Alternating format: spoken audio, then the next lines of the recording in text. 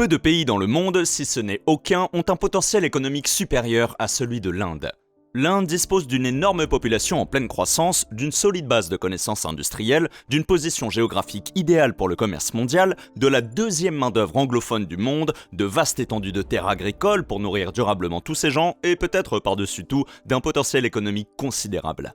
Elle devient un partenaire économique de plus en plus attrayant à mesure que la Chine, le rival de l'Inde à l'échelle mondiale, redouble d'efforts sur des questions telles que l'influence imprévisible de l'État sur les industries nationales, ainsi que sur des ambitions géopolitiques qui pourraient s'avérer problématiques pour les industries qui dépendent d'elles dans le cadre de leur chaîne d'approvisionnement. Bien sûr, personne ne peut prédire l'avenir, et encore moins les économistes, mais avec tous ces avantages, il n'est peut-être pas surprenant que beaucoup prédisent que l'Inde pourrait devenir l'économie la plus dominante du monde au cours de ce siècle. Mais le potentiel national et les avantages démographiques ne se traduisent pas toujours par une réalité prospère. Et tout comme l'Inde a une très longue liste de raisons pour lesquelles elle pourrait devenir une superpuissance économique, il y a aussi quelques obstacles majeurs qui l'ont empêché jusqu'à présent de le devenir. Si l'économie est à la traîne, ne serait-ce qu'un peu, elle pourrait se retrouver dans une situation très difficile, où les personnes les plus qualifiées chercheraient de meilleurs emplois en Occident, les personnes les plus aptes physiquement chercheraient des emplois mieux rémunérés dans les États du Golfe, et où tous les laissés pour compte seraient licenciés par d'autres moyens qui méritent d'être sérieusement pris en considération. Comprendre ce qui freine le pays pourrait être la clé d'un miracle économique similaire, voire supérieur à celui de la Chine au cours des 3 dernières décennies, qui permettrait de sortir des centaines de millions de personnes de la pauvreté et de créer une immense richesse pour l'ensemble de l'économie mondiale. Donc, pourquoi l'économie indienne n'a-t-elle pas encore atteint son potentiel économique ? Comment ces problèmes peuvent-ils être résolus ? Et enfin, comment une autre superpuissance économique mondiale influencerait-elle l'économie mondiale ? L'Inde, en dépit de certains défis très réels, a clairement fait des progrès. Au cours de la dernière décennie, son économie a doublé sa production globale, alors qu'elle continue à s'industrialiser et à devenir une alternative plus facile et souvent moins coûteuse que la Chine. Le potentiel économique de l'Inde ne se limite pas à récupérer les miettes de l'économie chinoise qui stagne, et nous reviendrons sur ces opportunités plus excitantes, mais il est très important de comprendre ce processus.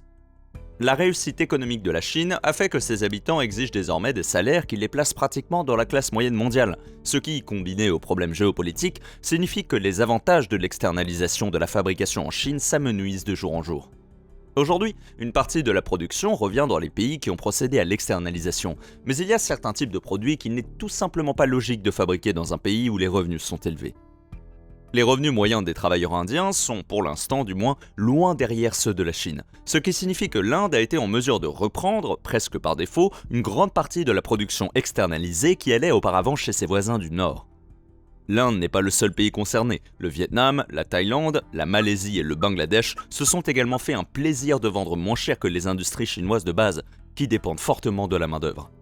Les usines de base qui fabriquent des biens de consommation de base sont beaucoup plus sensibles au coût de la main-d'œuvre que l'industrie manufacturière de pointe, qui est plus sensible au prix des autres intrants manufacturiers. Il est très difficile d'automatiser la production de vêtements, de meubles et d'autres produits essentiellement faits à la main, de sorte qu'ils dépendent encore beaucoup de travailleurs non qualifiés qui utilisent leurs mains. Si le coût de fabrication d'un t-shirt est constitué à 10% par le matériau, à 10% par le transport et à 80% par la main-d'œuvre nécessaire pour coudre manuellement le t-shirt, doubler le salaire d'un ouvrier revient à doubler le prix du t-shirt. Comparez cela à la fabrication d'une voiture, d'un ordinateur ou même de quelque chose de très technique comme un processeur. Le rôle des personnes travaillant dans ces usines est beaucoup moins pratique et consiste davantage à s'assurer que les machines qui fabriquent ces produits fonctionnent comme prévu. Les salaires de ces travailleurs représentent une part bien moindre du coût final total des produits de pointe qu'ils fabriquent, de sorte que même s'ils doivent être payés un peu plus pour leurs compétences avancées et spécialisées, cela n'a pas vraiment d'importance.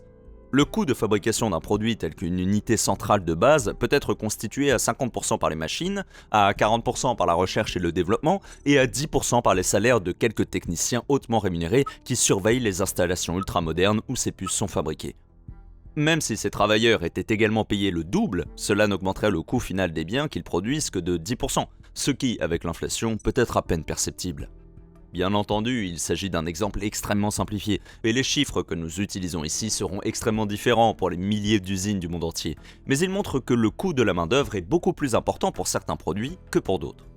La Chine elle-même tente de s'orienter vers la fabrication de ces derniers produits, plus avancés et moins artisanaux, afin de pouvoir continuer à payer davantage ses travailleurs. Et l'Inde, plus que tout autre pays au monde, dispose de la main-d'œuvre nécessaire pour fabriquer les produits de la première catégorie. Ce qui pourrait ressembler à une rivalité pourrait, à bien des égards, s'avérer gagnant pour les deux pays, car un grand nombre de ces produits à forte intensité de main-d'œuvre sont des composants importants des produits haut de gamme que la Chine souhaite fabriquer elle-même. La Chine est aujourd'hui un leader mondial dans la fabrication de véhicules électriques, mais la fabrication d'éléments tels que les tapis de sol de ces véhicules pourrait elle-même être externalisée vers un pays comme l'Inde. Bien sûr, c'est dans un monde parfait, mais même ainsi, ce simple déplacement global de la Chine vers des alternatives comme l'Inde n'est pas vraiment la plus grande opportunité pour le pays, ni la plus grande menace pour l'Inde. La plus grande ressource économique de l'Inde est sa population. C'est aujourd'hui le pays le plus peuplé du monde, et au-delà du simple nombre, la personne moyenne en Inde est beaucoup plus jeune que la personne moyenne en Chine, le seul autre pays qui s'en approche vraiment. Les jeunes sont importants car ce sont eux qui travaillent, contribuent à l'économie et fondent leur propre famille. Alors qu'aujourd'hui, de nombreux pays ont une population trop âgée pour travailler, et en même temps trop âgée pour former de nouveaux jeunes travailleurs.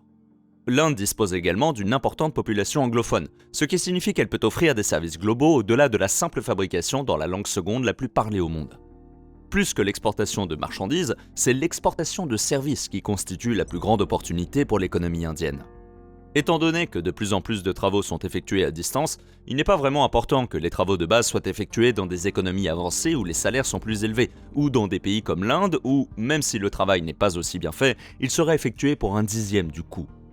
Les centres d'appel, qu'ils soient authentiques ou non, sont évidemment réputés pour ce type de travail, mais l'Inde commence à fournir chaque année de plus en plus de services externalisés dans des domaines de plus en plus techniques. L'une des principales activités externalisées est la programmation. En général, il ne s'agit pas de programmation hautement technique, d'innovation de pointe dans des endroits comme la Silicon Valley, mais plutôt de la mise en place de fonctionnalités de base pour des entreprises qui n'ont pas besoin d'être le prochain Google, mais qui souhaitent avoir un site web. Il s'agit d'une excellente source de revenus étrangers, renouvelable à l'infini parce qu'il ne s'agit pas de charger des marchandises sur des bateaux et de les envoyer sur l'océan, mais au-delà de cette source, cela génère également une sorte de boucle de rétroaction positive dans l'économie. Les personnes qui peuvent trouver un emploi dans le domaine des services en anglais pour le compte de grandes entreprises multinationales qui externalisent leur travail en Inde ne sont peut-être pas très bien payées par rapport aux standards des économies avancées, mais elles sont bien mieux payées que les simples ouvriers, les agriculteurs ou les employés de maison.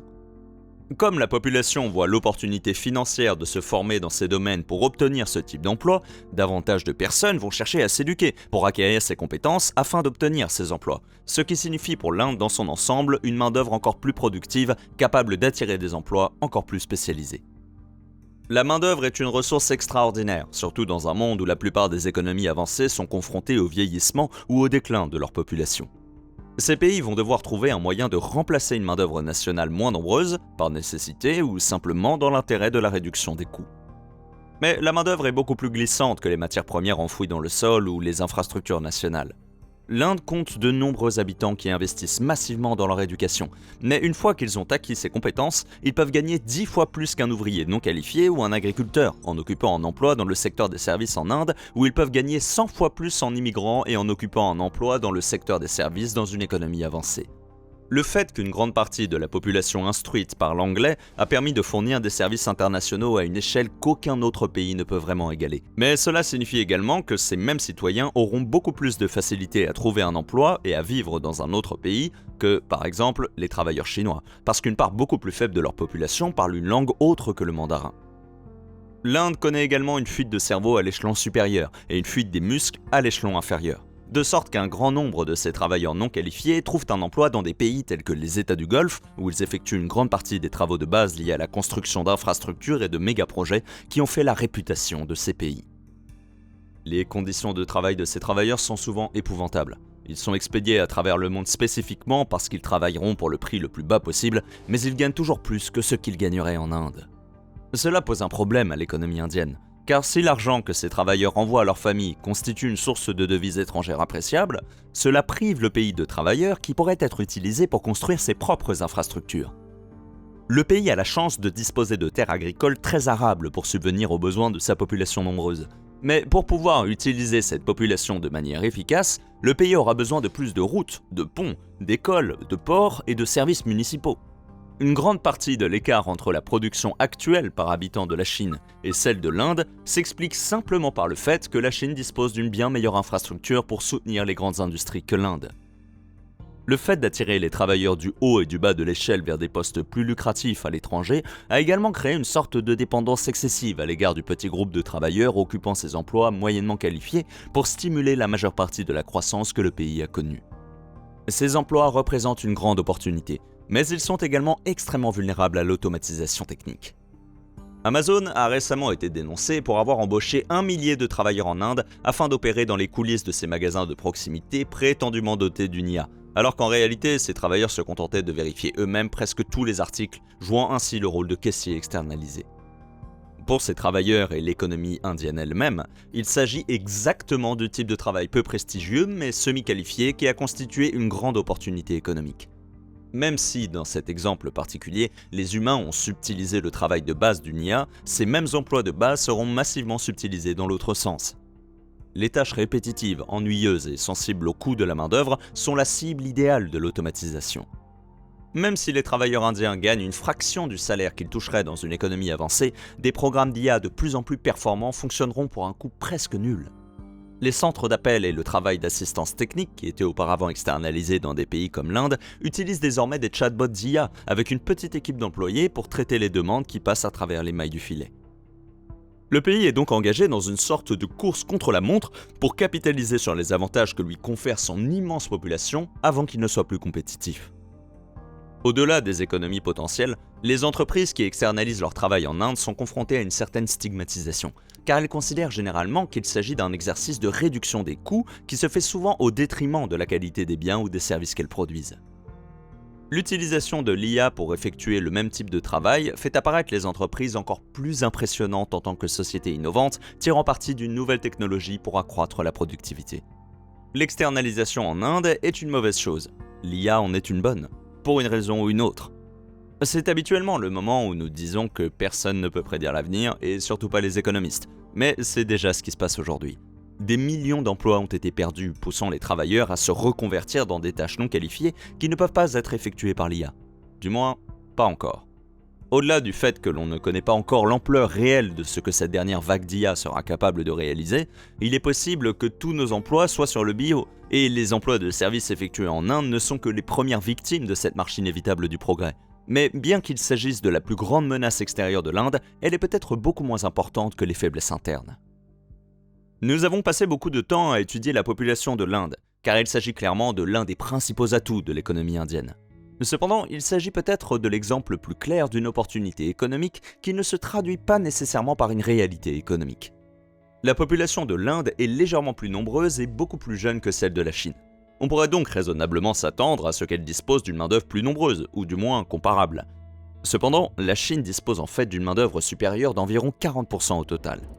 Pour comprendre pourquoi, il est important de comprendre d'abord ce que signifie la main-d'œuvre, qui est simplement le nombre total de personnes actuellement employées ou actuellement au chômage, mais à la recherche d'un emploi. Les personnes laissées pour compte sont soit trop âgées ou trop jeunes pour travailler, soit ne veulent pas travailler, soit n'ont pas besoin de travailler parce qu'elles sont indépendantes ou soutenues par leur famille, soit ne peuvent pas travailler parce qu'elles sont handicapées. En rapportant la population active à la population totale, les économistes obtiennent le taux d'activité. En termes simples, l'Inde a un réel problème avec une grande partie de sa population qui ne travaille pas. Cela s'explique en partie par le fait qu'elle compte beaucoup plus d'enfants que la plupart des autres pays en pourcentage de sa population totale. Et, heureusement, aucun économiste ne préconise sérieusement de mettre les enfants au travail. Même si l'on considère les taux d'activité des personnes en âge de travailler, l'Inde est loin derrière la plupart des grandes économies, et la raison en est simplement que la plupart des femmes du pays ne travaillent pas officiellement. C'est en partie parce qu'elles ne le peuvent pas, car des millions de foyers indiens ne disposent pas des équipements nécessaires pour accélérer ou faciliter le travail domestique. Une grande partie de la nourriture est encore préparée à partir de rien et cuite sur un poêle à bois. Les vêtements sont nettoyés à la main, et tout cela demande beaucoup de temps et d'efforts, ce qui signifie qu'une fois ce travail informel effectué, il ne reste plus beaucoup de temps aux femmes pour occuper un emploi formel. Une grande partie de cette situation est également d'ordre culturel, et il n'appartient pas à un économiste de dire ce qui est juste ou non.